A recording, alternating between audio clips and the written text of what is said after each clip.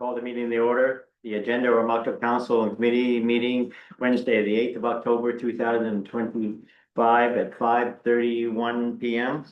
I'll call for a mover for approval of the agenda. Councillor Kirkbride, seconder, Deputy Mayor Winnie. Questions? All in favor? Contrary? Motion carried. We'll move right down to presentations, and we've got Jim Scott, the Recreation Master Plan, with his hand, and the floor is yours, Jim. Thank you very much.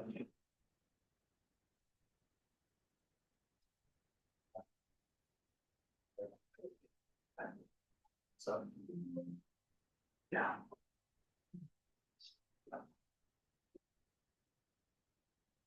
Good evening, your worship councillors. We're obviously excited to be here this evening to move the Recreation Master Plan forward to for review and then adoption later on this evening. We've been working on this for a couple of years now. We've had a wonderful time working with both residents and staff, and of course with yourselves. John, Jackie, and their teams have been absolutely wonderful to work with, and we've really enjoyed doing this. We did the plan with the understanding that you were going through an evolution of community, the size of community, the amount of people that you serve on a daily basis for recreation within the community, as well as how you relate to other communities around you, how you relate to Fredericton, how you're all beginning to partner on your facilities and programs a little bit, and your position within that going forward. We also understand that you're going through a bit of a, or you will go through a capital asset evolution over the next 10 years. And as I said, the master plan is designed to set the context for that moving forward. So it doesn't do everything for every single piece of recreation, but what it does do is make sure that there's a very clear roadmap that ensures that you're on both a fiscal, a program, and I should say three things: a fiscal, a program, and a capital asset program relative to recreation over the next 10 years. The pieces of the plan that we think are very important is they came out in doing our consultations, work with residents, at the heart of the community really is where we should begin to focus our energy in terms of recreation, making sure that quality facilities and quality assets and quality programs are within the heart of our community. So it serves as recreation, but also as a cultural heart within the community.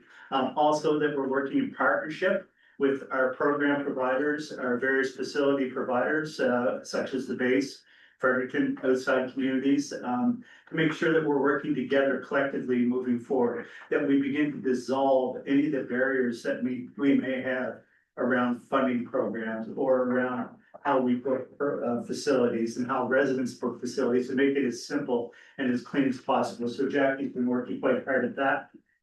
In addition, these two things begin to suggest a lifestyle that the community moves forward with over the next 10 years.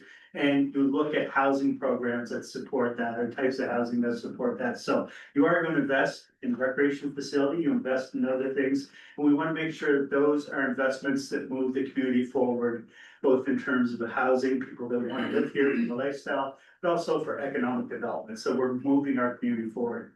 I've never done a recreation master plan or parks and trails master plan in any way that wasn't an economic development plan at the end of the day. If it's not mutually inclusive, then we've missed it. So in this case, it certainly does that. So what I'll do is I'll spend about 10 or 15 minutes going through the plan. I'll do it quite quickly. I'm not going to focus on all the components of the plan going through. You've been part of the sessions. I've been with you before talking about it, but I will spend most of the time on the implementation process. That is the thing we've talked about the least going forward, and it's what Jackie and John are working with the most right now. As I mentioned, the plan in terms of context, your community in terms of context, you are a town and you have about a little more than 12,000 people that you're delivering programs and facilities to, but you also have a service area that you've been working within for several years that essentially doubles your population. So although you deliver daily to the town, we have to look at your facility and program requirement relative to the region and make sure that fiscally moving forward, you can operate within that context or within your service area. And then beyond that, you have a greater region that you're partner on programming and activities with places like Fredericton and other communities within the region, just to make sure things like minor soccer, minor ball, those kind of things have an available facility palette to work within, and that as many kids as possible are able to be in programs for adults or anybody. So we have these three contexts that we're working in, and again, as I noted earlier, this is a 10-year plan. We think of 10 years, seems like a long time. You think about how long you've been thinking about your center, right? And that goes by in a flash. 10 years in administrative, as you know, municipal administration goes by. And John, how long have you been in your chair? It seems like you've been there 3 months, right? Yeah. But it's probably been 10 years now, actually. So, it's by the grace of your, the court is to be the. Anyway, so 10 years will go by quite rapidly, and we want to make sure that we were very clear about the actions that position you as you go through change in your community, revolution, growth, and change of context with your community. So that is what the master plan does a lot. Now, we clearly understand that over the next 10 years, your population is going to rise significantly. It's going to slowly begin to rise from about 12,000 up to about 14,000. Now, we've done lots of population projections over time. They're never right, ever. But they do at least set benchmarks that we can apply facilities to. So we may say we could rank for every 12,000 people. So we can predict over the next 10 years how many rigs we will need in 10 years, for example, ice surfaces. If the number changes, that's fine. You actually have all of our benchmarks built into the plan, so you can change as you go along. But in terms of your segments of population, it's relatively stable. Your youth are going to stay stable. Your young adults are going to stay stable. Your adults moving across to your mature residents and your seniors, all pretty stable over time. Seniors, of course, with all areas are starting to push up a little bit. You're seeing that here.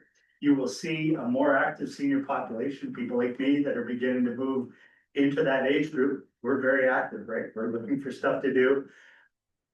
I'll just say it's me, but you know, this is a population that is far more engaged than previous senior populations, and we see this everywhere, and you're going to see it here. So as you do new facilities, new programs, making sure that we deliver to senior populations, but in a multi-generational sense, not just in a senior sense. You don't build senior facilities anymore. You build recreation facilities that seniors can be a part of. So that type of thinking is built into the plan. Also, as we went through consultation, residents gave a pretty clear set of priorities. And they listed them under 6 priorities and gave a number of projects under each one of those. And you can't read those, but they are all in the plan. But under things like active living, inclusion and access, making sure that people are connected to nature, that there is available recreation facilities and program over the next 10 years, that our facilities are type and quality that ensures that both local residents want to use it and people coming from away support tourism activity by attending these our facilities as well. And that our facilities and programs are for everybody. Now, in the recreation master plan, there's probably a list of close to 100 projects that fall underneath of those. Jackie can't do them all in 10 years. However, they're in there as she is going through the project. She can pick pieces in and out. Also, these projects, they're not just listed in the plan. They do come directly from residents want to see. So as Jackie's going through and people are talking about projects, she can check back to the master plan and see, do we have support for this type of idea, this type of project? And also in the plan, we have a series of projects built for each one of your existing recreation sites, whether it be an indoor facility. So we reviewed each one of your facilities and we have small action plans or sheets for each one of them based on what residents wanted to see over the next 10 years. So again, as Jackie annually goes through her capital budget, she can go in and look and say, look, we want to do this project in Deer Park next year. We can budget that for the amount of money that it says in the plan, or do a little work to get to that amount of money that is required to do it, and go through it. So each one of your facilities has an action sheet built into the document. Additionally, we did, as I mentioned, we did look at your population compared to other populations of similar communities across Canada. And by similar, I mean towns and cities that are quite close to large capital regions or capital districts. and also in similar populations and similar demographic breakdown. And we were able to estimate roughly how many types of facilities you require for your population.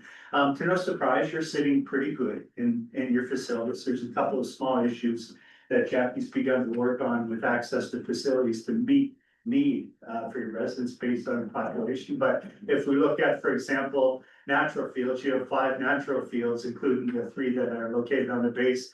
In terms of benchmarks, you require 1.7, but in fact, you're delivering to a regional population. So when you have 5, you probably actually are going to be in a need for 1 or 2 more over the next couple of years. I think that's fair to say, Jack. Beach volleyball, without a doubt, as I said, there's a few in the base, but a big part and a big desire of the community to have this in the waterfront area as a waterfront activation. In your playgrounds, you have a lot of playgrounds, and they're very good playgrounds. They're very well maintained. They look in good condition, so you are exceeding benchmarks. So there's no big rush to create new playgrounds. It's just a continued evolution of the old playgrounds from the master plan. I'm going to give you a little example relative to the ice, because we know this is one that came up a fair bit as we were developing the recreation master plan, is that you do have 2 ice facilities in the community today. However, one of them is not yours. So from a programming point of view, it makes it a little bit difficult to ensure that all residents, and especially minor sports, have access to ice time in the facility we don't manage. So we do talk about actions to resolve that or to address that in the master plan. But with your 2 ice facilities, when you hear minor hockey say to you, well, we need you to have 2 ice facilities and maybe more. You're right, they do. But minor hockey delivers to a broader area than just the residents of the town.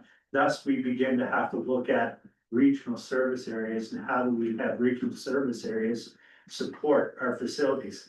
So for example, your regional population that uses your rinks is about a little more than 24,000 people. That means that you require to serve your region about 2 arenas. If you're just serving your town, you actually don't even have capacity for 1. You will use 1 and you'll be able to book 1. But in terms of the whole region, you do need to have that many facilities. So I'll talk a little bit more about that, but before I go on, is there any comments or points about any of the background stuff before I move into the implementation piece? I was that clear about that. Was that okay? Perfect. Okay, the I will continue then. Implementation plan in the document. And as I go through this will actually hit all of the administrative and physical projects that we've talked about within the recreation master plan. It is a 10-point plan designed over 10 years, not to be done as 1 a year, but if it went that way, that's great. This plan could take 20 years to implement, or it could take 5. It depends how evolution goes, but I'll go through each one of these very quickly and talk a little bit about them and set the context moving forward. The first one is just about mandate, getting a mandate to go through the process of implementing the plan. So 2 things are occurring. We're here tonight. You're going to adopt the plan this evening. There are policies within the plan that will move directly forward to your municipal plan to get adopted within that. So the structure of this plan will immediately move over to municipal planning and will become adopted within the plan. The second piece is working with yourselves and then working with adjacent communities and other funding groups, which John and Jackie have already begun to do. You know, you've been too long delivering a plan when it's actually being implemented before you present it to council. But they've already begun to do. So getting the mandate and delivering on that mandate has begun. So that's the very first piece of the plan. The second one is the right sizing of your rental, your renting of facilities, and then your user fees. I'm going to spend just a few minutes on this one, because this is quite important going forward, especially when you're considering new recreational assets and investments in those. So for example, your facility rentals, your ball fields, your ice surface time, that kind of stuff. Generally speaking, you are, and this is changing. I know Jackie is rapidly changing this, but you are delivering somewhere between 17 and 27% lower rental fees, lower than some of the other regional municipalities here. So I do know Jackie's gone through the process of beginning to upsize those. We recommended an immediate short-term 20% raise of some of those rental fees to groups. And I think you are even exceeding that in some cases. But that gets the ball started before we get into the regionalization and sharing of costs for your facilities. So we've made that recommendation. The other one is your user fees. So this would be things like minor hockey or soccer, folks from outside of the community and folks from within the community that are using your recreation assets now. And I think we've talked about this privately. And I think there's a reasonably good structure to move forward with. And I know Jackie has already begun to work with that. But your regional population, for example, if you're using an ice surface, is about 24,430 people. That's your user catchment. About half of those people live within the town, 11,000, 12,000. The other half, a little more than half, live outside of the town. So there's about 51% of people that are using those facilities that are actually from outside of the town. And you've been very kind to continue to provide the facility. Although you do charge people from out of the community, it's not anywhere near what would support paying for it, but you are doing it, in fact, working at increasing that moving forward. What we've talked about in the plan is that if you are going to do an ice facility, begin to look at a new ice facility, begin to look at a new model to move forward with. So if you have a new ice facility that's projected to be just under $800,000 a year in costs for you to operate that facility, and we get about $450,000 of revenue out of that. So we have about $320,000 that we're short of operating that facility. Add to that we do need to have a capital reserve, so we make sure we have a good mechanical system that is sustained. The roof is always going to work. The windows, broken windows, that kind of stuff are replaced. So we have a capital reserve to make sure that the quality of our asset is sustained over the life reserve of the asset. That puts us about $820,000. And again, this is an example of how to move forward with this. So with that $820,000 annual deficit, about 52% of your ice use is your minor sport groups on ice. So that's about $426,000. And this is where it gets very interesting. I'm in the numbers, so I think it's interesting. Your residents presently will pay about $208,000 a year as part of their tax bill to pay that deficit. It's where we come up short is the remainder of that money. So in a non-resident base, so the non-resident use would be responsible for about $217,000, which is a significant amount of money. Jackie has the option of raising she has raised the non-residents fees for things like minor hockey. And if we were actually to elevate it to meet that cost, it'd be about $661. That's a difficult ask, isn't it? It's not unheard of for sure, but it is an ask. There's another way that we've talked about doing it is that if we move to the same model that you're using with your community now, that it is spread to each home as part of the tax base. If we're able to spread to the user region, that's $76 a month, plus minus, right? If we add the fields to that as well, we're still under $100 a month to have non-resident fees that would go forward to support our recreation facilities that folks from outside the community are using as well. So we've left that as a model to move forward with, and of course, there's going to be much more exploration of that going forward. But if we're all providing a regional facility, working together to deliver regional facilities, then it is a regional project. And I do know John's gone down the road to begin to look at how do we transition from what Jackie is trying to do over to another model. So that option is in there, how do you go about that? But the numbers are interesting. Now, we said, obviously, you have to be transparent about how the numbers actually work. These are estimates based on the estimates that come out of some of your studies today, but they're reasonably good. We know it's more than $75. We know it's probably under $100, plus minus. So those are the right sizing of both your rental and user fees. Important to get those right quite early on, and then we can move forward with many of the other components of the plan.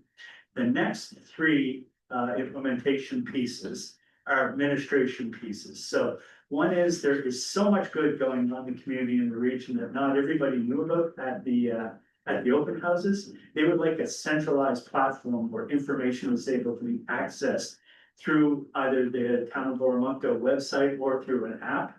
That app can actually expand to booking facilities, that you could actually book into programs or minor sport programs, that kind of stuff. But having a central hub in the hand of a device that's already in everybody's hand now, right? Is that the community now reaches right into your hand. We're not gonna win the battle with the iPhone.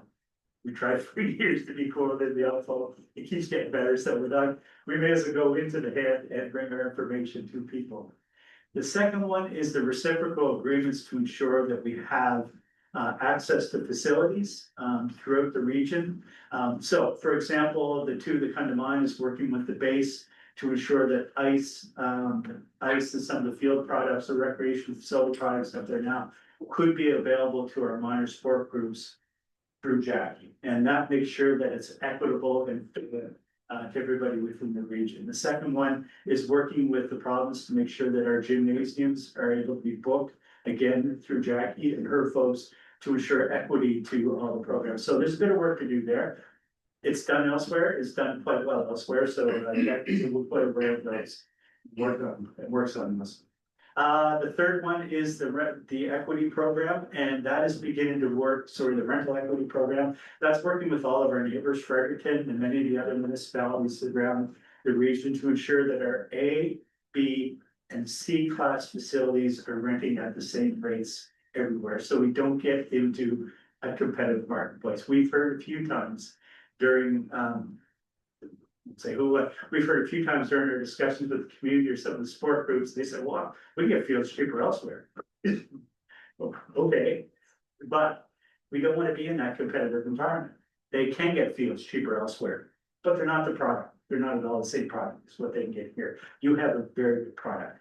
And I think that is something to be very happy about. So 3 administrative pieces.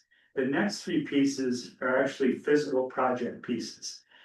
The first one is your riverfront, absolutely wonderful. And as the new facility develops, there's really going to be an energy begin to develop or come together in the heart of the community. The riverfront is already a very strong asset. There are a number of projects that we're talking about for the riverfront. They need to be placed and thought about a little bit more. Is there economic development opportunities, residential development opportunities, or retail or food and beverage opportunities that could be integrated with that? Are there ways to remove things like parking and change that into public space, but still have access for people along the waterfront? So there's some challenges there, but in terms of DNA for riverfront, it doesn't get better than here. It is absolutely beautiful down there. The number one thing in any planet should be we're celebrating our nature and how beautiful it is. Number 3, 4, and 5, skip number 2, which is solve the parking. The number 3, 4, and 5 is how do we put additional things down there within the context of this beauty. The second physical one is our friends in Lincoln and reaching out into the Lincoln area. And we had a workshop out there. It was or an open house out there. It was very interesting. We talked about the idea. There are things within the heart of the downtown area that people from Lincoln have very much an interest in coming into, but they're not interested in just the parking in there. Not interested in what they would like to see is if we're going to do something there, if we have an opportunity to do something within Lincoln, let's take meaningful parts of our existing community and share it out there. So places like a soccer field where the soccer program could be within Lincoln as well. Other things like that, trail connections out to Lincoln. Wonderful folks out there. I mean, we had great sessions in here, but the folks we met with out there, and they showed up. A lot of them showed up. It was a lot of fun. Good folks.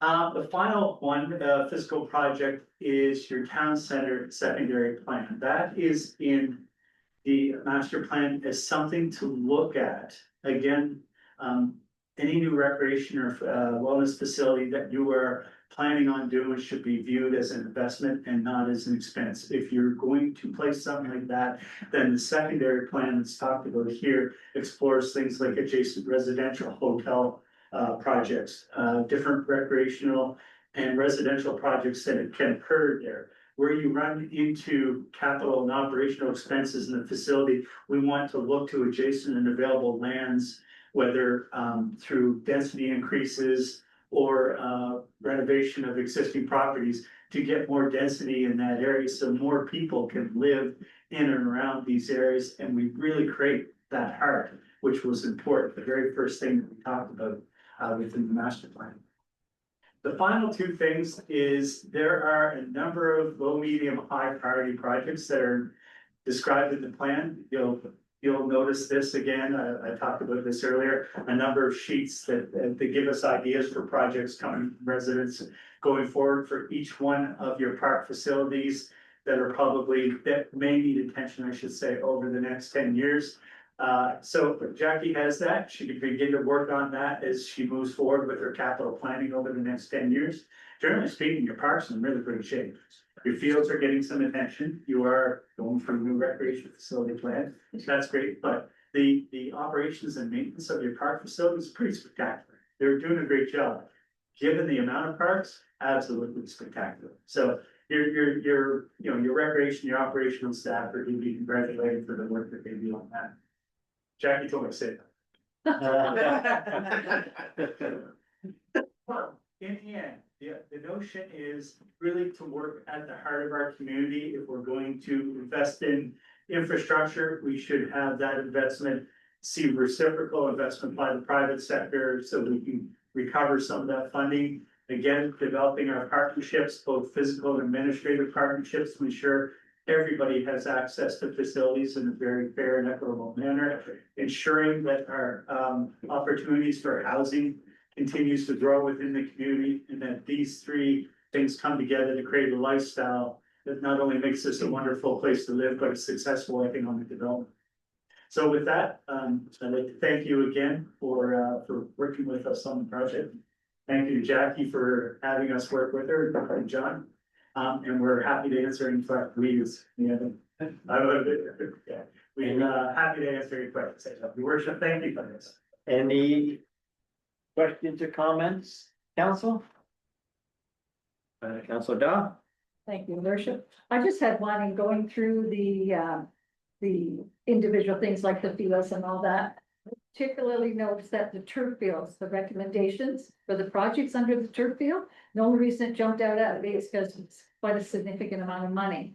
And it was in relation to widening the gates into the field so that equipment could get in and do their work, which they're doing now. So what was the premise of having wider?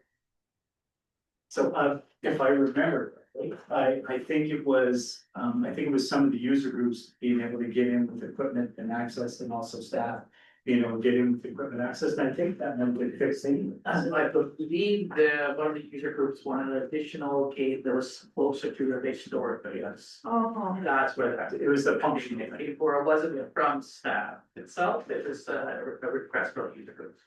thank you for the clarification.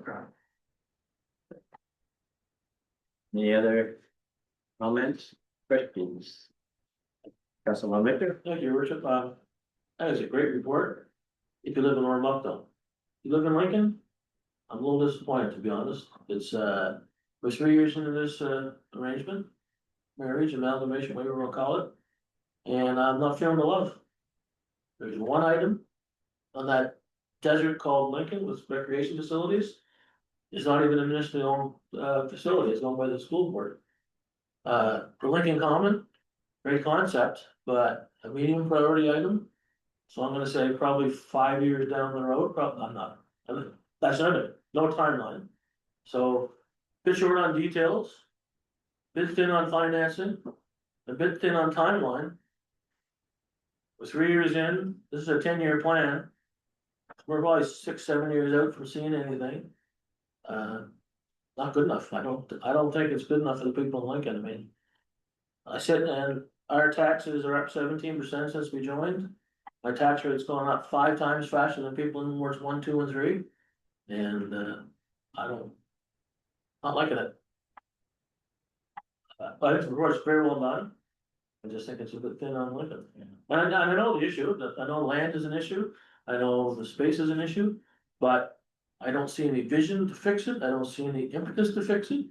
I don't see any grand plans to fix it. Now, I'm sure there's stuff going on in the background, but maybe we should bring some of that information to the top of the list and have a crack at it. Now, on the other hand too, I'm sure you heard from the people in Lincoln. They're not an easy bunch, they don't want a lot. They're not wanting big buildings and facilities. But I think that's the. I think it's a bit thin on what I'm seeing in this report. Good point, but the problem is, like you said, there's no municipal land up there that, No, but there are lots, I mean, you could buy lots, I mean, yeah, let's see, that's what I don't see, I don't see any, I see acceptance of the fact that it's landlocked, there's not a lot of empty land. But there is land out there that can be purchased. There are lots that are available. But I don't see any action towards even inquiring about stuff like that. good point. Anyone else? Comments or questions? Okay, thank you, Jim. Thank you. We'll move on down to administration. We'll start with 4A, the adoption of the recreational master plan. And then Jackie then has that. Thank you, Your Worship. Before you, there is a request for disclosure. Saw the master plan from, yeah, thank you very much for presenting to us again. So I'm not sure if council had very much time to review what has been presented to you or the facts that was sent to you earlier this week. But it's put forth a request for decision from council on whether this master plan should be adopted or not at the official council.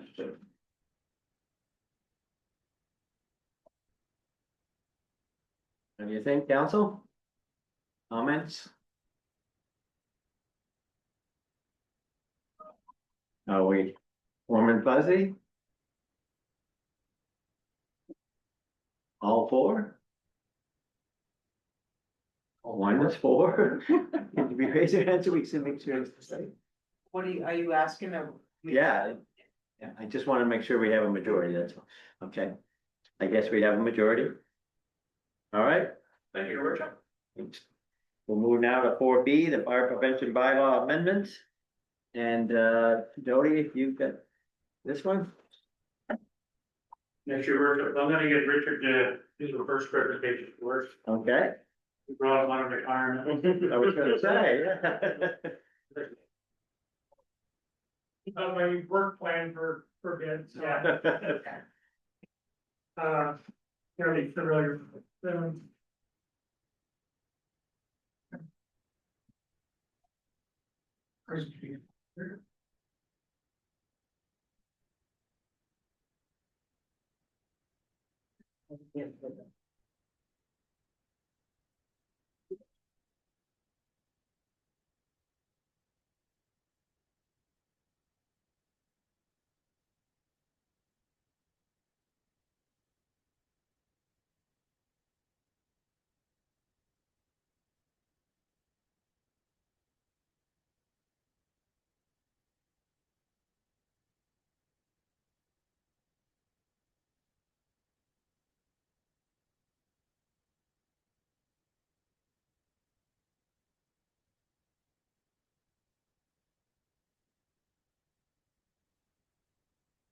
No, that's not the service, it's a Sure, good you are. details of that.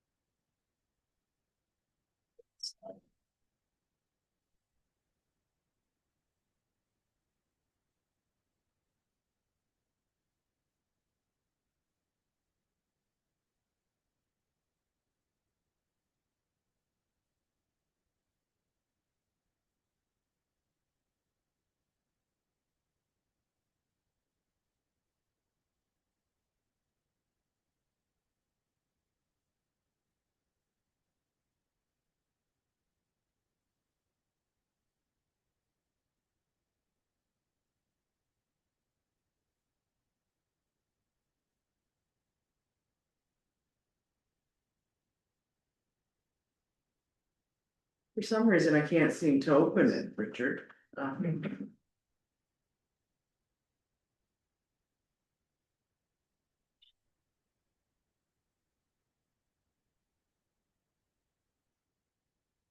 So the Yes.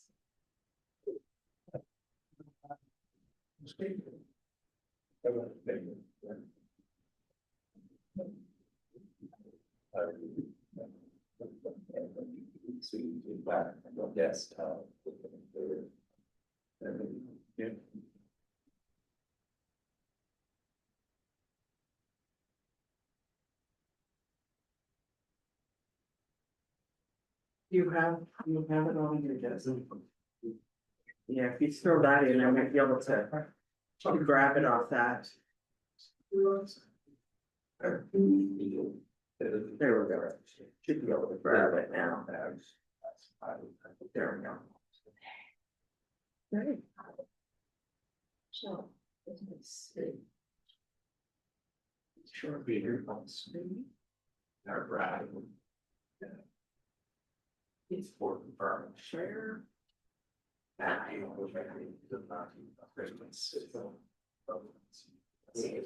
it right there. So, I can't see. There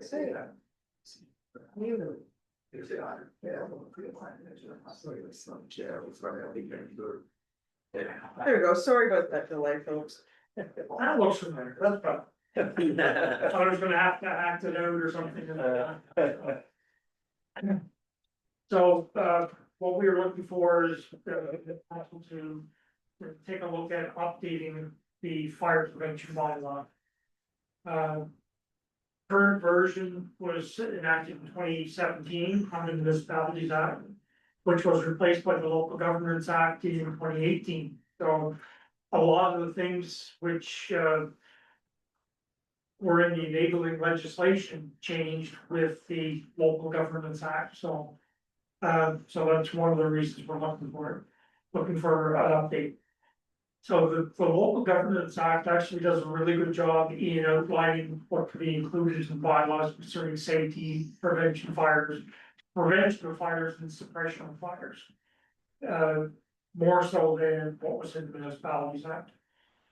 Simplifies what municipal fire prevention officers, what powers they have by tying it to the Fire Prevention Act and certain sections of the Fire Prevention Act. And the Local Governments Act allows more options for municipalities to bill for service than Municipalities Act did. You know, Municipalities Act was pretty limited on opportunities that way. So as I mentioned, the Local Governments Act is the empowering legislation. So to summarize,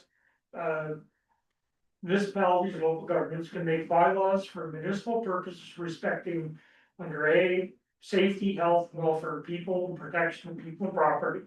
So our fire prevention. E, under that's section 10.1, maintenance and occupancy standards for buildings and premises. So that gets into our inspection of properties and making sure that people are safe.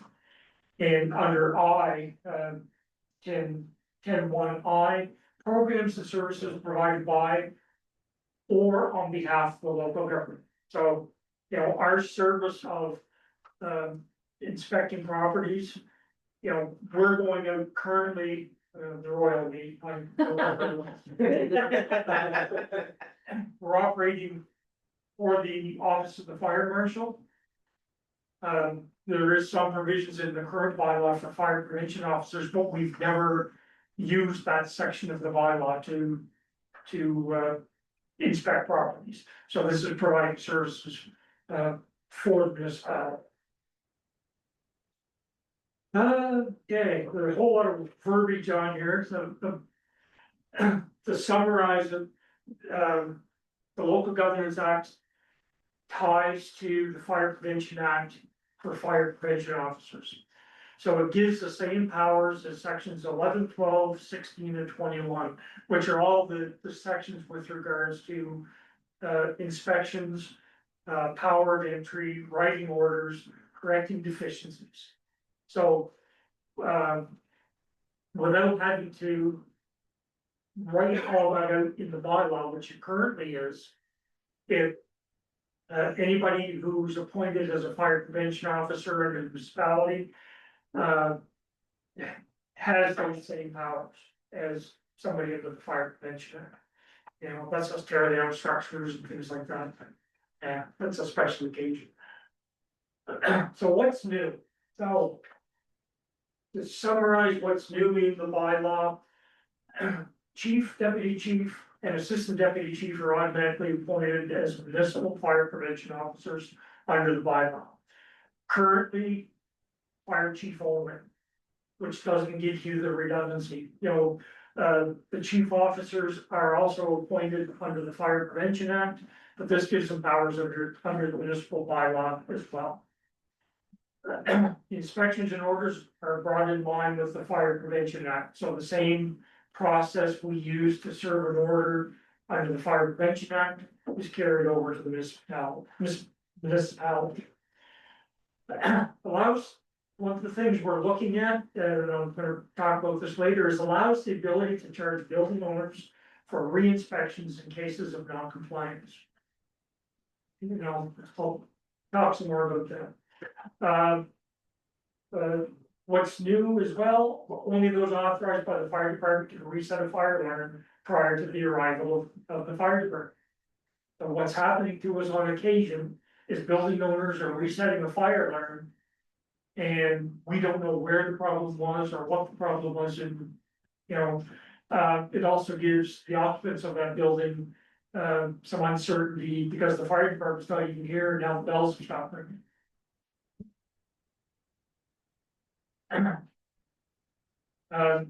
We are looking for the ability to include in the bylaw provisions where currently buildings that have what's known as a local alarm, local fire alarm, they don't have to be monitored.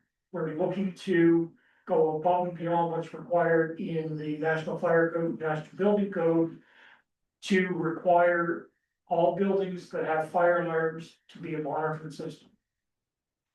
So basically, the bells ring, somebody has a fire, the alarm trips, or somebody pulls a full station, then the system is automatically notifying an alarm monitoring center that the fire alarm is activated.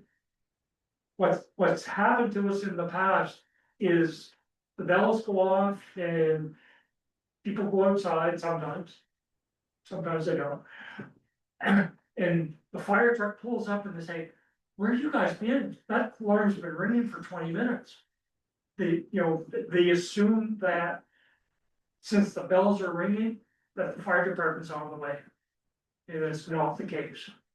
Okay, so that's one of the things we're looking to add to this revision of the 2025 code. So where does it currently ring into now? There's different alarm monitoring centers, Armstrong, Do we have National here in alarm. the town, or are they so somewhere? they go to a private company who then calls 911 and gives them the alarm. So will this change that? What this does is, say, the Culver Apartments. Yes. It's a smaller apartment building. By code, it's required to have a fire alarm. But that fire alarm is not required to be monitored by an alarm company. So the bells go off, and somebody's got a fire in their apartment. And unless somebody picks up their cell phone and calls 911, we're not getting the call on it. Thank you. Deputy Mayor? Thank you, Your Worship. Just to make sure I understand correctly, so. I understand what you just said in your scenario. Yeah. Makes sense, especially with older buildings. So if we. And if I'm just out of left field, tell me please. Yeah. If we adopted what the recommendation is, which then requires these older buildings to now have that ability. Right. Can the new bylaw system require the owners of those buildings to incur the costs that are gonna be needed to do that? That they're gonna have to incur to make sure this happens, or is there a cost? There would be a monitoring cost. Typically, the fire alarms are designed to have a signal go to an alarm monitoring company, but there would be a subscription monitoring cost. Follow. So that would be a cost of the bill. So other than that, subscription fee or whatever it is, there shouldn't be any massive costs to a building, owner to do this system? No, that, Okay, the buildings we're looking for are typically the small, yeah, apartment buildings. 55, Broad Road has a fire alarm, but it's all going there, the culvert apartments. Some of like the Gilmore apartments, that sort of thing. Now, Lanner, it's big enough, it's better, it sends out a signal. And this building sends out a signal because it's got a sprinkler system, so the majority of buildings that are in the area are monitored now. But there are some of the smaller ones, and some of the ones that we've had histories of fires in that only have that local alarm. And on to that, your worship and council, we've had fire, the buildings that Rich is talking about, are the older buildings. They probably have the lower, they don't have sprinkler systems in them, none of the buildings we're talking about have sprinkler system. But as a sprinkler system, it's gotta have an auto dialer on it to send it to the alarm company. If it has a sprinkler system into it, then that's a big help anyway. What we're running into is we've done investigations on apartment building fires, we've had a couple of significant apartment building fires in the last 10 years. Where we feel that the delay of the fire department, because the people in the building have to call 911 to notify the fire department, even with the fire alarm system going off, they don't understand that. Even though we've gone and put stickers over above all the pole stations in them, you go into one of the apartments, if you happen to be in one of them, you look at, there's a sticker there that says, this is a local alarm only, call 911 if there's a fire. Nobody reads those. We had one case where we believe the delay was at least 15 minutes in an active fire where a plumber set fire in a wall. And we believe in interviews and everything we could find from cameras that were on scene. And the plumbers, when the incident went, the people they called and the times on their phone. And the occupants, when the first occupant called 911, we believe there was at least a 15-minute delay. The fire was in the walls, and the reason she called 911 is because when the bells had been ringing 15 minutes. When she exited her apartment, the carpet was on fire in the hallway. So that fire was so developed in that building that the walls were on fire, the floor was on fire underneath the carpet, and the carpet had caught fire through that. And she called 911, and she was the first 911 caller. These are apartments council that have our folks that are, you know what I mean? These are our apartment buildings that aren't the ones that have sprinkler systems in them and stuff. So these are our folks, like a lot of seniors in these buildings. A lot of children in these buildings, so these are the ones that we think that we need this. And we need to get these auto dialers. The fire alarm system is already in the building. The building already has a fire alarm system, so we're not asking somebody to install a new fire alarm system. Just put an auto dialer on it, so that when it trips, it calls the fire department. No, thank you. I really appreciate the sell. It wasn't even a big sell for me. I was just asking the question more so, because I don't know anything about this stuff. In the sense of, is this gonna require the owner of a building who may not have the resources to put in tens of thousands of dollars to do this? And the answer is no. So that's all I need to know, so thank you. Councillor Dow? Thank you. So is there a limit on the number of people, residents that constitutes an apartment? I'm thinking of the ones on Wasis that are joined together that, probably about 7, I don't know. The ones at Wallace's Road wouldn't require a fire alarm system because those apartments have got correct exits outside. It's any apartment building that 10 or more people are sharing a common exit. Makes sense, okay, there. So that one would be exempt on the system.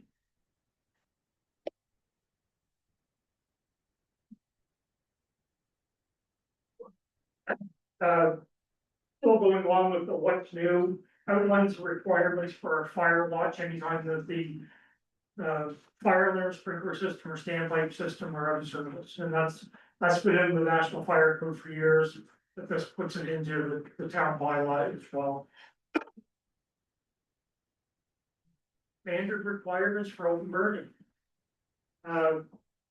Currently, as you may be aware, there's a permit system.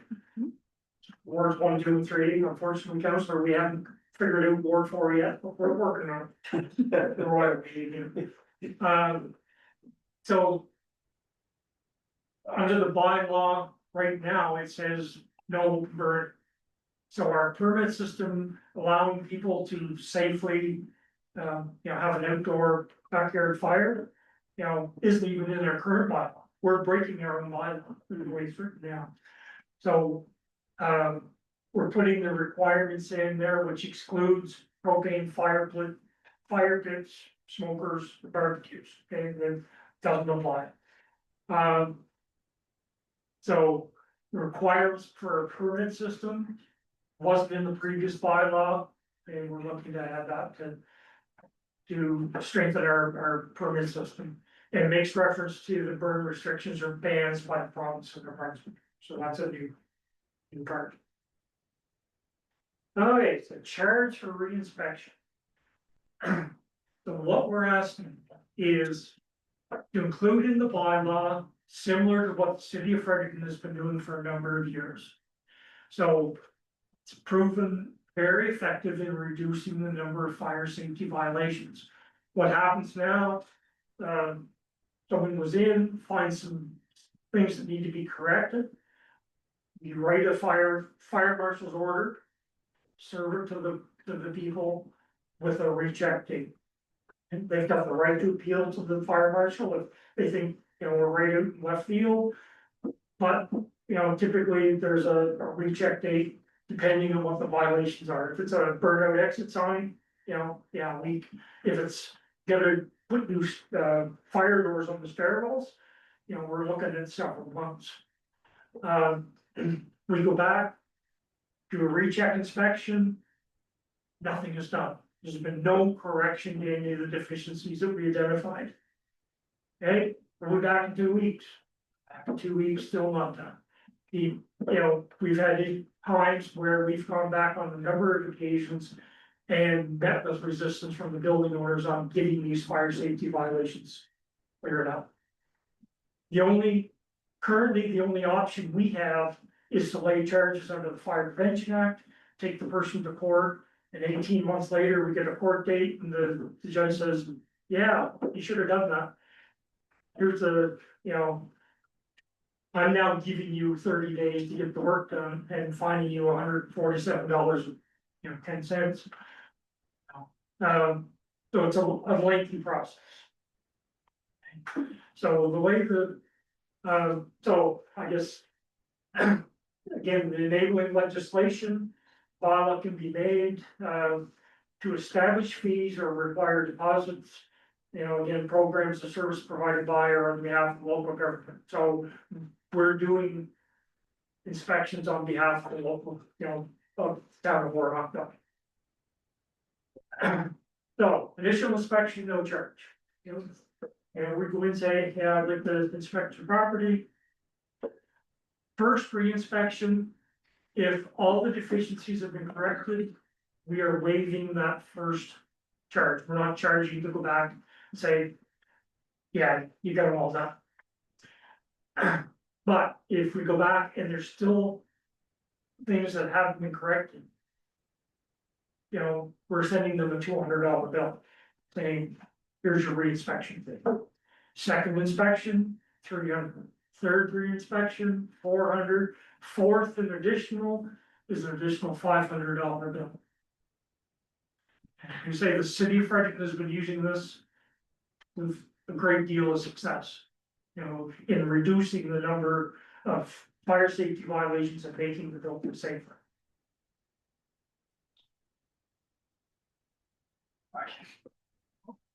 Okay, that's the way. Thank you much. Sorry, you might have already said this, but how long between sessions? Like, how long are you getting them to fix it? Depends what it is. It would depend on what the work is. If it's, they say if it's to, adjust their door closures, so that the doors shut and latch, that's an easy fix.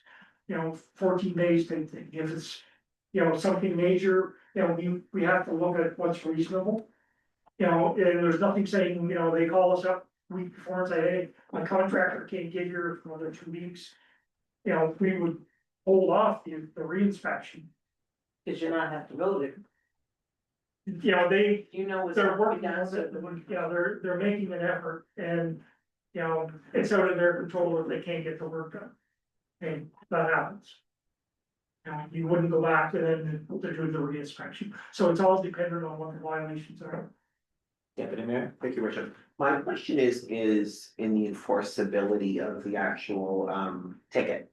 So, we all know that if you get a speeding ticket, of course, that can be enforceable, if you don't pay it, go as a warrant, all this stuff, so.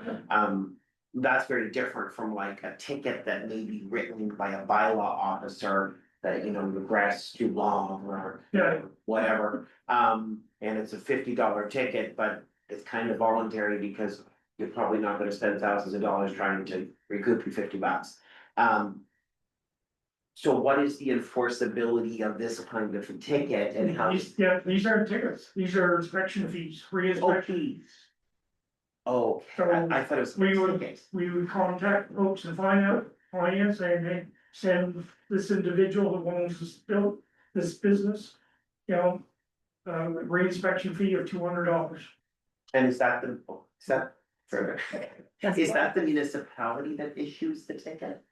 Because my question, if it's the municipality, then my question is now for John. Who can afford it? Yeah, that's kind of where I'm trying to get at. What's the name? Like, who's issuing the bill for It's $200? Oromocto. Okay, so John, so my question then is that how enforceable is that fee? So it's a, The bill. it's under the bylaw, It's a bill. it's a law which has been enacted by the town of Oromocto, it's a big, oh. It's an invoice that would go out, so that part is, you know, just more operational. How enforceable is it if they don't pay it? It can be debated, right? Because at some point, our finance proves like other bills, they have to write off bad debt, they have to do things like that, which. You know, after 10 years of not being able to collect the $200 from somebody. You know, that could happen, I think we can look at what Fredericton and their success rate in terms of. You can notify the building though and say it's not safe. Well, at the end of the day, if you're telling If us they didn't pass that it's being inspection. successful in Fredericton, that tells me that people are paying them. Or people are getting the work done because they Right. realize, hey, this is gonna start. If he comes costing back me 3 money. times, it's costing me money. That's why I like your second step, actually, that it's waived if it's been corrected, because that's really the motivation for someone to do it. Yeah. So, Exactly. okay, thank you. Thank you, Worship. My question is, or to John as well. So, not that I don't support it, because I think that this is gonna eliminate fires, and then we're not gonna have problems down the road. However, how much, like, how big might this get, and what taxing does it put on the staff in the finance department? Like how big of a problem is this? I mean, I would say it probably isn't too onerous how many, you know. Depends on the building, I suppose. It depends on the building, I mean, look, if they were to do 100 inspections a year and. It meant that they had to go back for a re-inspection on half of those. And then half of those were fixed, so now you're down to 25 that you would be actually invoicing in the run of a year, it's probably. I don't know, in that range, maybe, so. And, you know, to be honest, the majority of business owners out there, and these are commercial properties we're inspecting, we're not going to Yeah. private homes. You know, they want their place to be safe, they don't want to lose their business to fire. We go in and point some things out, fire extinguisher that hasn't been inspected or something like that. And majority of times we have good compliance. We've got a few business owners or building owners in the area that it's like pulling teeth to try to get them to correct the violations. So it's Thank you. rare. Councilor Bonner? Thank you, Worship. I'm guessing this is just to hit the frequent flyers that don't do the little stuff, right? I mean, notwithstanding these, doesn't mean everybody's getting 5 chances. If you find something egregious, you shut it down. Oh, Yeah, yeah, we've we've got those abilities to disconnect power, to tell them to turn the heat off in the building or whatever. We've also got the option to, lane charges under the Fire Prevention Act and taking someone to court, and, you know. If we get 4 re-inspections and they're all playing ball, then they're not getting the message. Yeah, let's not just make sure that we don't, you know, it's not giving guys 4 and 5 and 6 additional chances. Right, Okay. yeah. And right now, short of taking them to court, we don't have any incentive for people, For the, to get, that are initially causing issues, right away, like, I like it. Right. Any other questions or comments, council? okay, so. Yes, it's something, I guess we're looking to update the financial bylaw, bring it in line with provincial legislation. Improved life safety, for those living in buildings with a local fire alert. Improved compliance with fire safety deficiencies by building owners. And we can get into the fire watch, but it's basically clarifying to a business owner or building owner when they need to take extra steps if the fire alarm system is down for any reason, or sprinkler system, that's fine. There, now we're good. Okay. Your worship, Okay, Councilor Carr. thank you. Steps back and away from maybe these particular questions, but in updating this bylaw, does that now mean that Lincoln is automatically covered by this bylaw? Or are we still outside of, whereas, we're just kind of clarifying, because the next series of questions I have might not need to happen if we're not.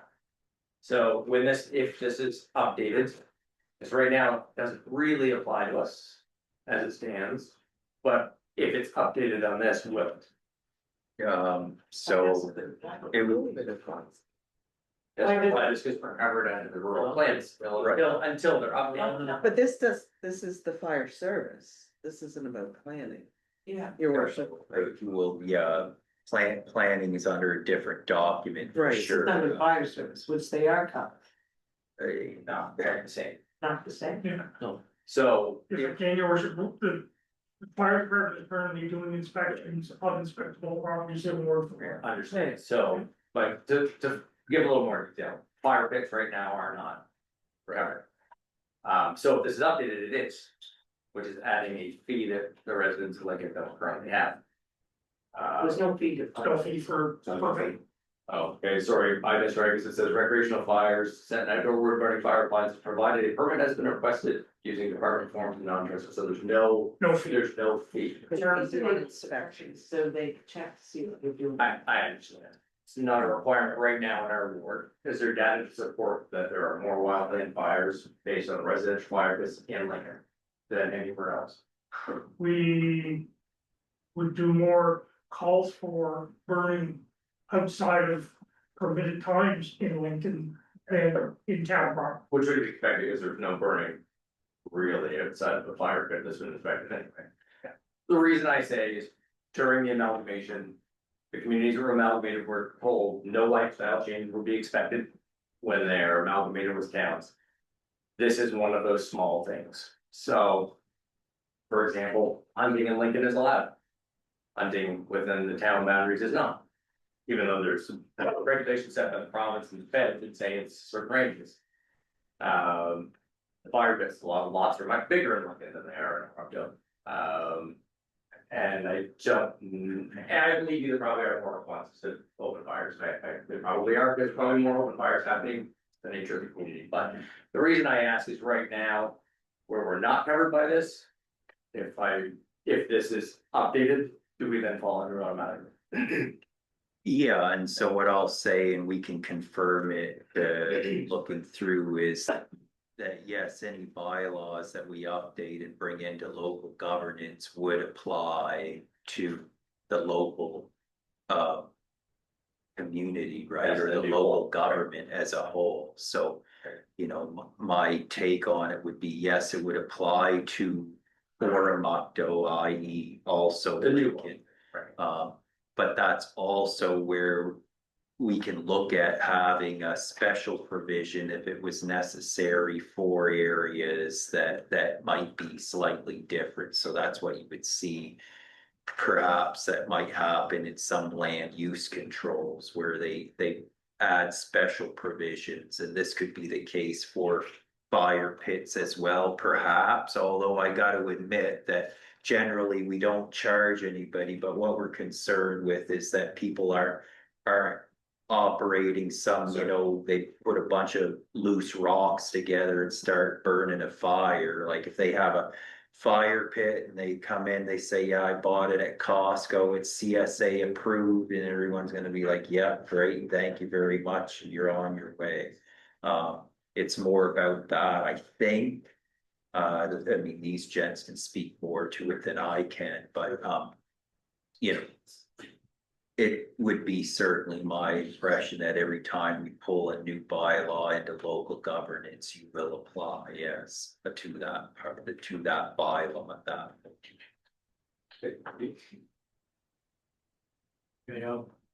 So is that warm and fuzzy, council? Okay. We'll move on to the level of service bylaw, and Jody, fire chief Price has this. Oh, We're all right, jump in on this one. oh, are you? Okay.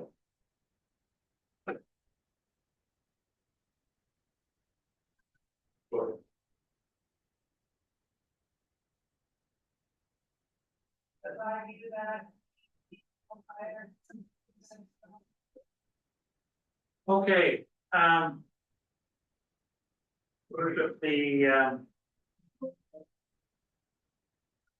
if we look at the level of service bylaw, this resulted from our master plan, just like you've seen the recreation master plan. A number of months ago, you've seen the fire department master plan. So this evolved from that master plan. So this is part of the work that we're doing to enact the different areas of the master plan that the consultant put in front of us, and that we adopted as a community for the fire master plan. So this is one of the things that that was brought up that we did not currently have, which is a bylaw regarding the level of service for the fire department. There was, when that master plan was completed, there was a risk and hazard assessment done. So they looked at the community, and they looked at the risks in the community, and then they looked at the services that we provide. And then they basically gave us their recommendation on what we should do.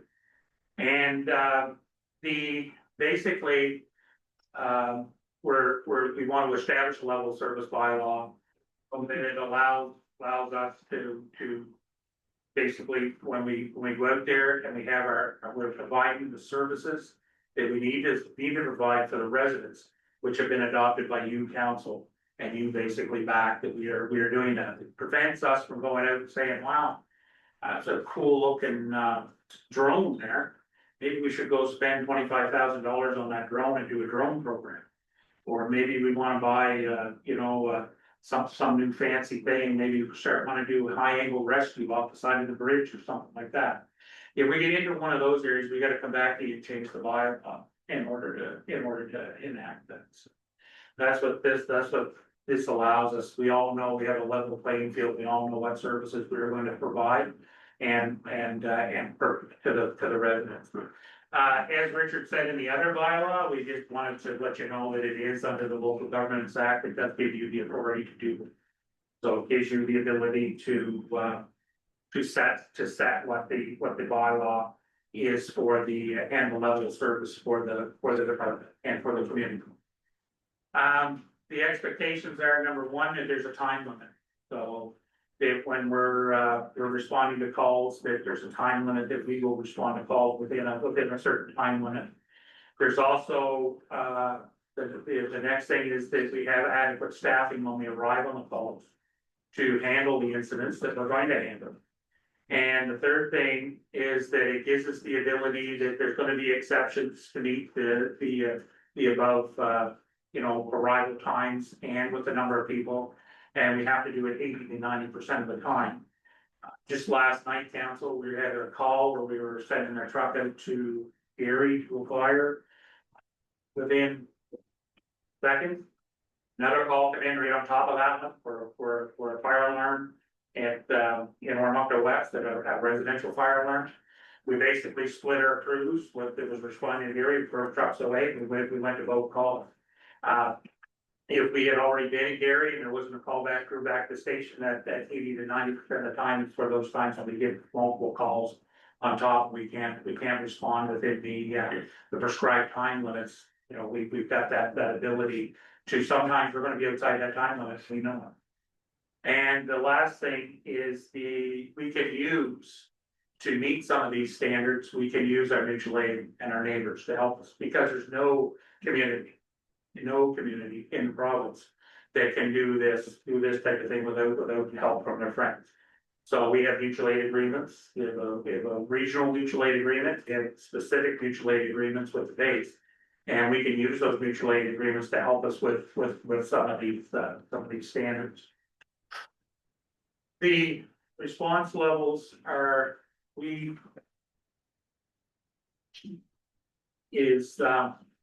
our response levels are the areas, the demand zone, it says there, whether we're in an urban zone. We run about, Richard did some work on it, we run about 400 for, the population density for Oromocto is about 400 people per square kilometer. So so when the consultants did the report, they looked at our area, they said that we have all different areas, we have all different demand zones in our area. So we had some areas that just touched the urban area, that we had population that was over 1,000, demographics over 1,000 within a 2.6 kilometer range. That would be more on the east side where we have the density of the apartment buildings and stuff. So you got a lot of people in a small little confined area with some residential around it. You got a special care home, you got a new nursing home, you've got a hospital, you know what I mean? You got a seniors complex, and all of a sudden, you've got 1,000 people within 2.6 square kilometers. If you go to suburban areas, that's some of the east side, some of the HRUs and Oromocto West. And then we got rural areas, both, you know, if we go to Ward 4, we've got areas that, you know, could be suburban, we could call them suburban, especially some subdivisions, but then we have other areas that are definitely rural. And then even in town proper, in our catchment area as a regional fire service, which we are, a regional fire service, we provide fire services to a large regional area, actually one of the largest regional fire areas in the province. We're in the top 3 regional fire services in the province of New Brunswick.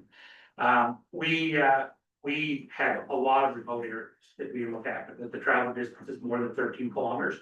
And even in town council, we have some areas where if we go to the far reaches of up in behind the subdivisions at the far reaches of Ward 4, we are 16 to 17 kilometers from a fire station. And then we have special risks. So things like the airport, which I know isn't ours, but we still respond to it. We've been in the Green City of Fredericton, we're still the first in folks there. You know, the river is a specialized risk, so the rivers, you know, things like the base. The base has got a lot of specialized risks, but just the other day, we got a call from them that they were going to the ASA, the ammunition storage area. And they put us on standby for tankers, so we could help them, be able to help them with that. Our pipeline that runs through our community, I mean, we've got a pipeline running right through the middle of our community, Ward 4.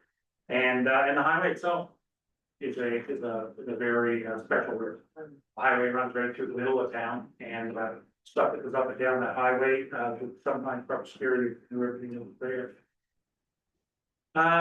When we look at that, there's different levels. And as you go through this, you'll see that the awareness level, or firefighters will recognize the risks and hazards and secure the area and call for trained assistance. We don't have any areas listed on our response that I don't think we've been any awareness. Not sure if we have any awareness, we'll see here in a minute, but I think there are things that we have. For example, I'll give you an example, that confined space rescue. We have no capabilities in confined space rescue. We have awareness level. We did some training with the base fire department. What we do there, we recognize that there's risks with confined space rescue. We have actually confined space rescue areas in the town of Oromocto. Even some of our own employees with the water and sewer department with the town go into confined spaces. We call the base fire department whenever we need a confined space rescue team. We respond initially, we call the base fire call, we get on scene, we secure the area, and we wait for the base fire department to get there, and they will do the rescue. We will not. So that's an area where we would do awareness level. Operations where we take defensive action, contain and control the incident, and seek assistance from outside agencies equipped to mitigate the incident. Operations depend on adequate staffing levels to provide the effective response force. Technical level is where you're actually firefighter will initiate offensive actions, so instead of defensive actions, it's offensive. And the actions to bring the incident under control to an end. We'll talk about some of those here. And it, of course, depends on adequate staffing. And it refers to the minimum number required to initiate a response. Minimum staffing without mutual or automatic aid. If we go back to the list here, you can see that there's some minimum staffing requirements. So when we're in town in the urban area and we're responding to apartment building calls and things like that, we want 15 people responding to that within 9 minutes. We want to meet the 90% of the time. And then we get into some of the more suburban areas, we've got a minimum staff of 10, response time of 10 minutes. And then as it goes down, you can see in some of the remote areas, the minimum staff is 4. And it's dependent on the travel distance. And it gives us the objectives that we gotta meet, whether it's 90 or 80% of the time. And we meet those, council. We meet those now. We very quickly can get 15 people on a fire ground in under 10 minutes in town. This roadblock down here isn't helping us any, especially with the volunteers from Station 2, especially the ones that live on the east side. They can't get across. But things like that do affect us and do cause us issues, like we are meeting standard. That was a question actually I was thinking about, Jody. So when you're talking about your minimum staff response, are there times when we do use our volunteers in some of those? All the time. All the time. Pretty much anytime, Councilor, that's a good question. Anytime we're above the 4 people that are on duty. Right. And the chief officer that's on duty, so the 5 of us that are paid to be on duty. Anytime above that, we're using volunteers to supplement that. Now, we do call it. Yeah. And we get more worker back and they'll bring us another truck and that's where we'll beat that 15 within the 9 minutes. Because in town, we can get with both the volunteers and Station 1 can usually get another truck out within 9 minutes. Cool. No, that's a question. Thank you. Yeah. So we start here, we're just gonna go down through the different ones. So some of the first ones are the main more administrative ones. So there's the orientation, that's a core type service.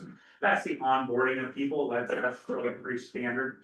HR, going through our occupational health and safety, making sure people have their PPE and things like that. That's compulsory that we do that with any employee, doesn't matter, and even Jackie would do that with some of the, with people that she hires that aren't full-time employees, run programs and so forth. Then we have occupational health and safety requirements for if you have more than 20 staff, you have to have, we have to follow WorkSafe in Brunswick. We have WorkSafe committees at both our fire stations, both volunteer station and the career station. And that's compulsory, we need that now. Fire prevention services is a core standard. Who's fire prevention services, public ed inspections, we do that. It's a compulsory service. It can be outsourced, some places do outsource it. The province does do some of the inspections in some areas that don't have that service. Rossay or Faces Valley, Rossay, Wisconsin is a good example. They gave that up a number of years ago and they had the province doing it. And then they basically stepped up and took it back over. Because what they found was the province didn't have the staffing and the people to keep the standards up to what they felt was a community that they needed those standards up.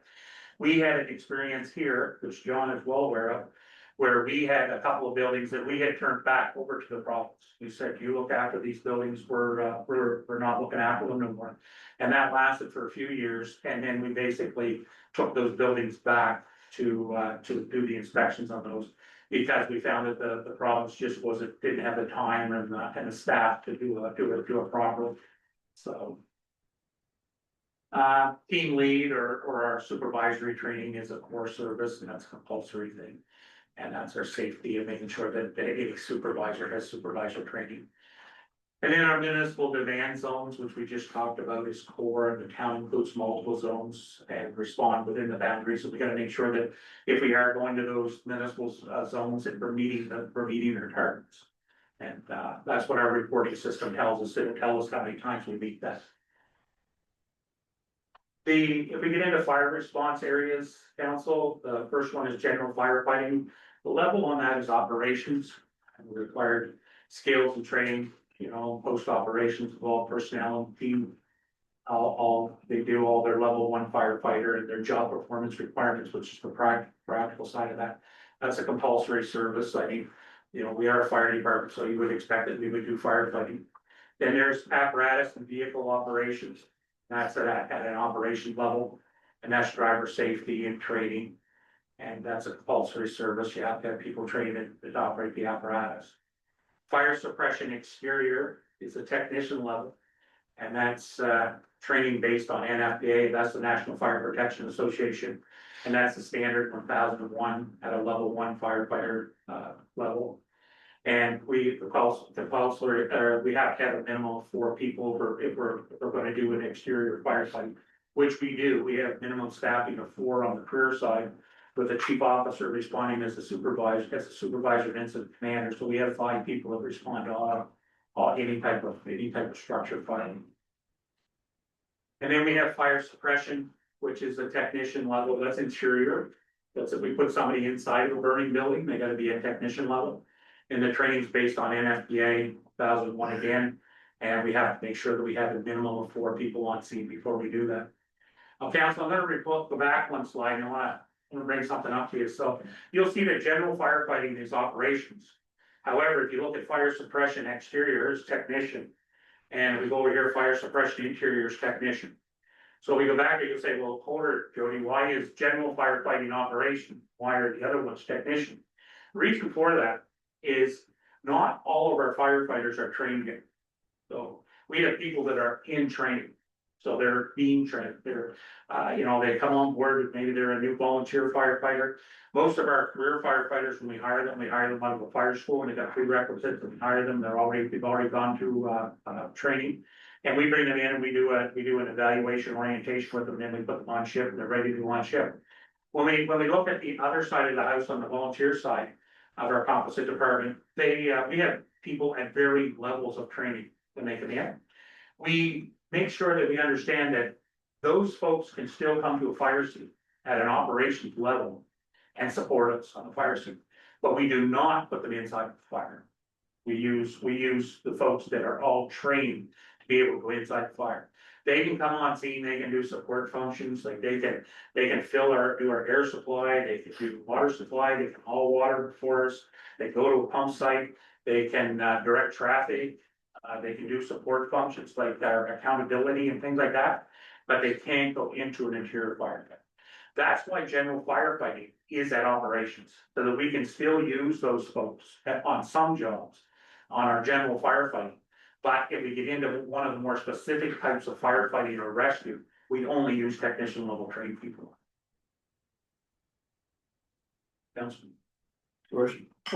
Councilor, so just so we get my head around it.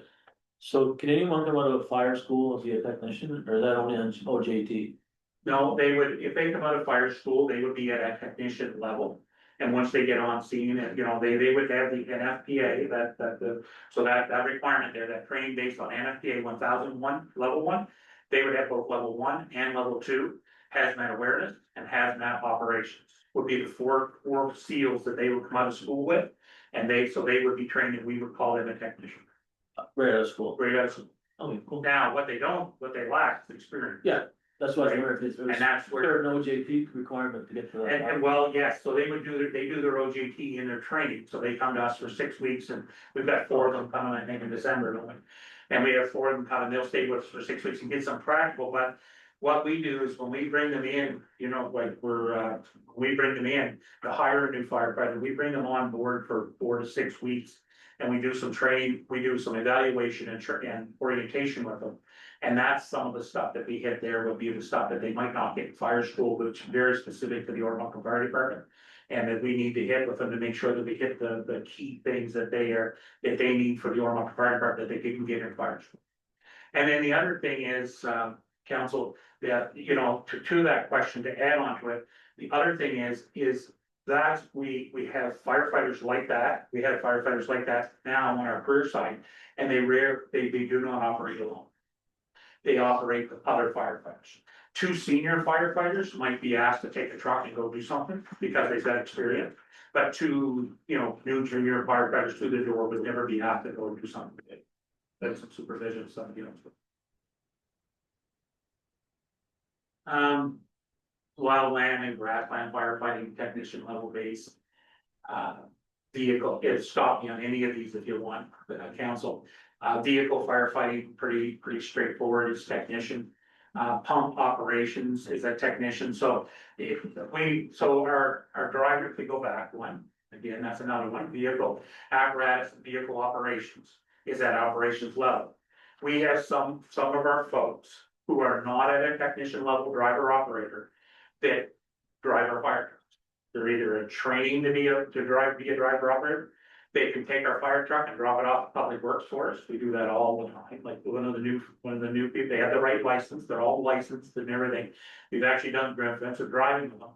But we usually, before somebody becomes a pump operations technician, we make sure that they sit on the fire truck and they're on the fire truck for at least a couple of years to learn to be firefighters before we worry about getting them to drive the fire truck.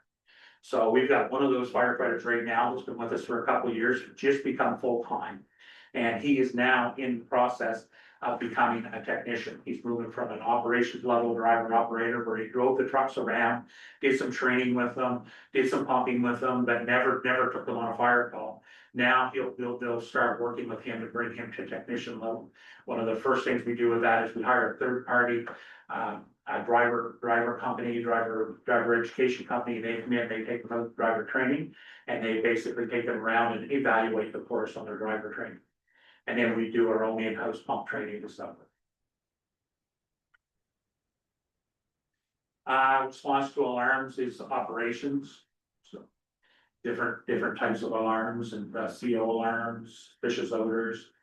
We'll take folks with us that are at technician level on that. Structural firefighting low-rise building, which is anything 3 stories or over, technician level. Aerial operations are at operations. So we have people that climb our ladder trucks that are technician level that don't operate the ladder trucks, but they actually climb the ladder truck and work out of the bucket, but they don't actually operate the ladder truck. People that operate the ladder truck are trained in that.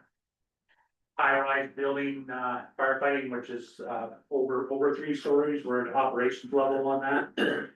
We don't have everybody trained in that, and someday we may. That might be one that we strive towards. But we work with the fire department on that, and the base fire department. When they brought in both of those fire departments have brought in instructors from other provinces, and we've sent people to that training, and we continue to work on that.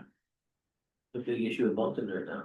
What's that? Seems to be a big issue of Moncton right now. Yeah, they got some big stuff going up down there. Yeah. And we've got some big stuff going up here too, like, you know, like a lot more than what we used to, right? Like, you know, multi levels. Then we got the buoy. So that's probably the new one. That's probably one of all these things that I've talked about so far, council, like we've been fighting apartment building fires for decades in the department. We've been going to bar fires as well. The one that we haven't done a lot of is wildland urban interface. So that's getting ahead of the forest fire and setting up sprinkler systems and protection around the buildings so that when the fire comes into the subdivision, that it doesn't burn all the buildings down. We are looking to go to operations level on that. We are working with the province. The province bought 2 trailers, specialized trailers that have a bunch of sprinklers and stuff in them. Both of them were deployed at both in Moncton and in Miramichi at fires. They saved countless structures with them. And in one in Miramichi, they used them on camps and a couple of houses, but mostly camps and outbuildings and cell towers and like that. And they never lost a building. And they were saying using most of the firefighters to set those up were firefighters from across the province. our folks, when they got deployed, our folks actually got put on fires. Our folks didn't get to go play with sprinklers, which they were actually quite happy to go play with fires, not do sprinklers. But, there's 9 of these trailers coming across the problem. We're actually, the capital district, which is us, is getting one. And I've even been asked to the point where they wanna park it out here. I don't know why, because they think there might be a place for a trailer out there. So anyway, so we may actually have the trailer here, hoping that, we're open to it. We'll look after it for them, we'll check it, and I'll do all the checks on it and stuff like that. And, but it would be deployed as a regional asset from all the fire departments in the region through the office of the fire marshal. Nice thing about this one is, other than probably some training and some PPE that we gotta have for our folks, this is pretty much, you know, and some of the training the fire marshal is giving, but we'll probably have to do some of our own. This is something that, is being funded by the province. So that's a good one, the majority of this, the equipment, so we will be able to use provincial assets for that and not have to buy our own equipment, which is good. Vehicle extrication, which is like jaws of life type stuff, so that's technician level. Medical co-response, we leave that at operations level. Our folks are at a very high level, especially our clear folks are at an EMR, emergency medical responder level, which is 80 hours of training initially, and our volunteers are at medical first responder. Some of them are at EMR, but some of them we try to keep them in. Our volunteers are at different levels of medical training. Some are at EMR, some are MFR, which is about 40 hours. Some of them just run standard first aid, which is 16 hours of training, 2 days. That's the minimum standard, be a firefighter in the province of Brunswick. But we run at an operations level, even with the medications and stuff that we do now.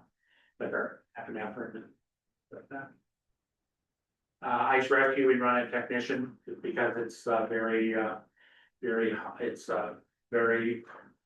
there's a lot to ice rescue to put somebody out on an ice service to do a rescue, so we run it at technician.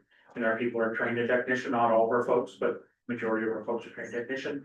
Our surface water rescues operations, because we do take boats out, and most of our folks are at technician level on that, but we do take operations level folks in the boat with us to help with the operation safely.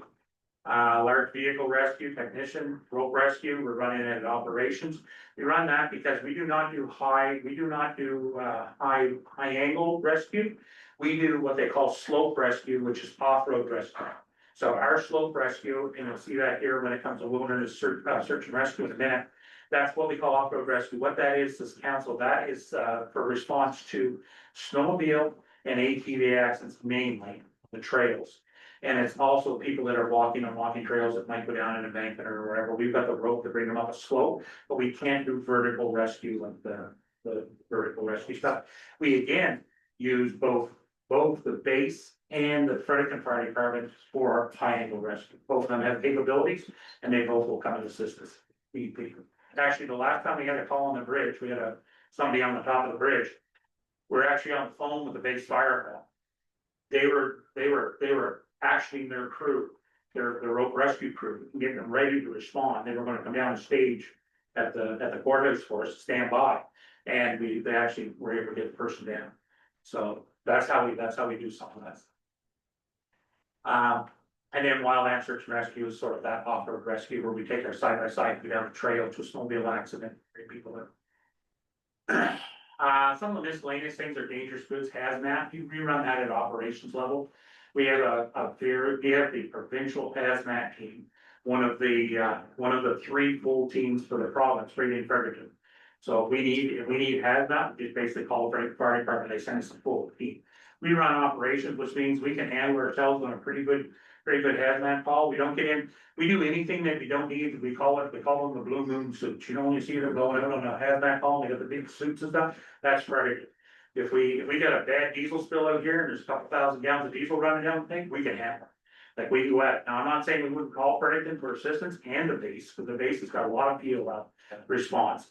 And we can get, you know, they'll give us what they can, but we can handle that, and we have handled that on our own because we're at operations level. Traffic control, we do that at technician level. So we do that at a very high level. Now, so traffic control for us, probably one of the most dangerous things that our firefighters do here is go out on that 4-lane highway and operate. And that's one of the most dangerous things we do, and we have a very high level of traffic control. And we send quite a bit of resources out on that highway when we have an incident, that highway and Highway 7. Because we do it safely, we have pre-warning, we do fend off of multiple vehicles. So that they're safe when they're out there and they can operate safely. And then as soon as we can, we talk to the RCMP and we get our resources off that. And we do that multiple times per year, over 100 times a year, we go out on that highway and operate, and it's very dangerous, and we take a lot of that. Some of the stuff that we don't provide is, we've talked about some of these, confined space rescue, hazmat technician, underwater recovery, diving, we don't do that.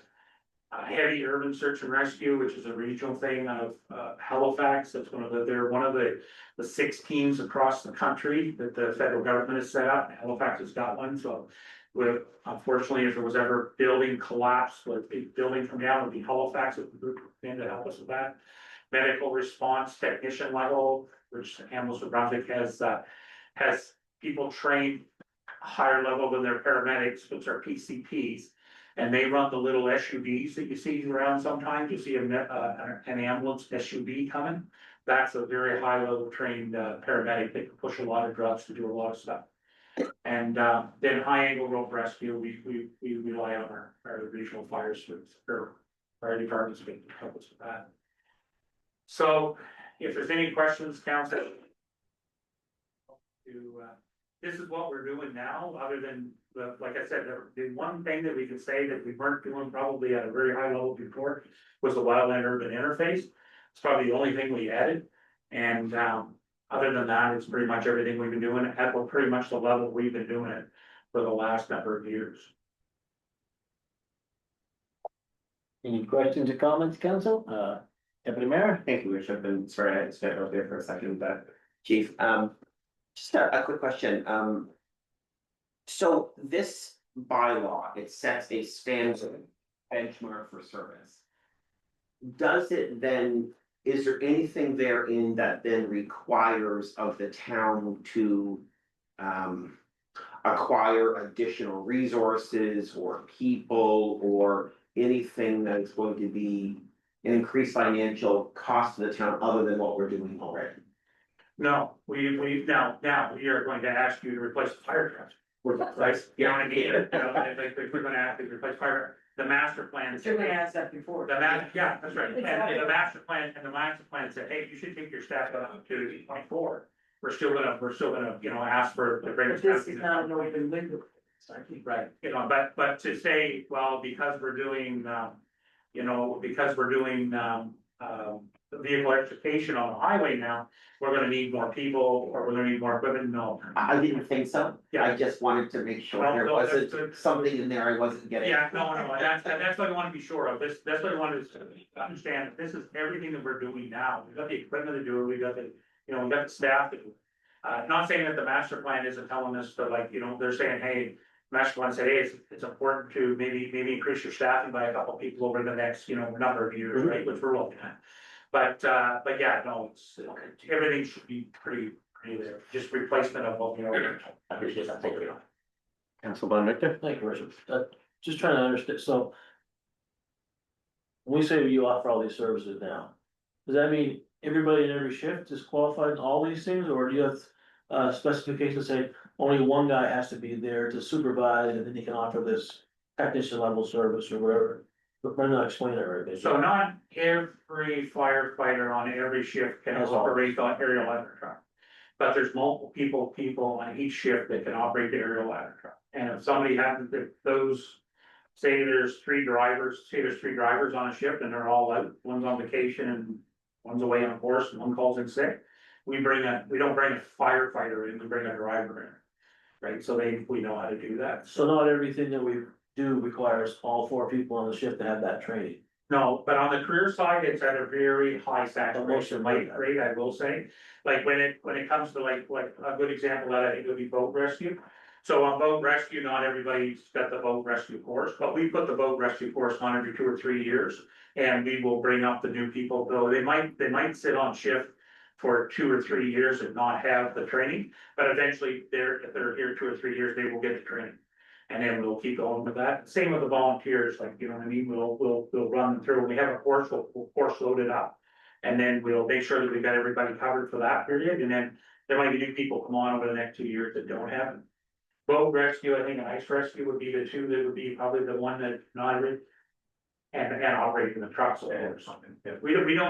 We don't believe in new people coming through the door that have just been in the organization for a few weeks driving fire trucks. We like people that have been with us. We tell them, sit in the back, learn how to be a firefighter for a couple of years. And then once you got all that down, you get that couple of years of, going out on calls and stuff like that. Then we'll get you, and that's actually pretty much how it works with the promotions and stuff. The gentleman that we've got moving up to full-time right now, usually the thing is when they move from holiday relief to full-time, it's time to be a driver. And he's just right at that 2-year mark right now. Pretty close. Plus, in addition to that, I prefer a person 3 days on the job, not drive a $3 million machine trailer. Right. Didn't want to say it. You know, I know when my kids were 16, I bought them the crappiest car I could, and they said, bang it up as much as you want. Get it out of your system. Councilor Bell? Thank you, Richard. This is a question not related to the presentation, but thank you very much. This is very good.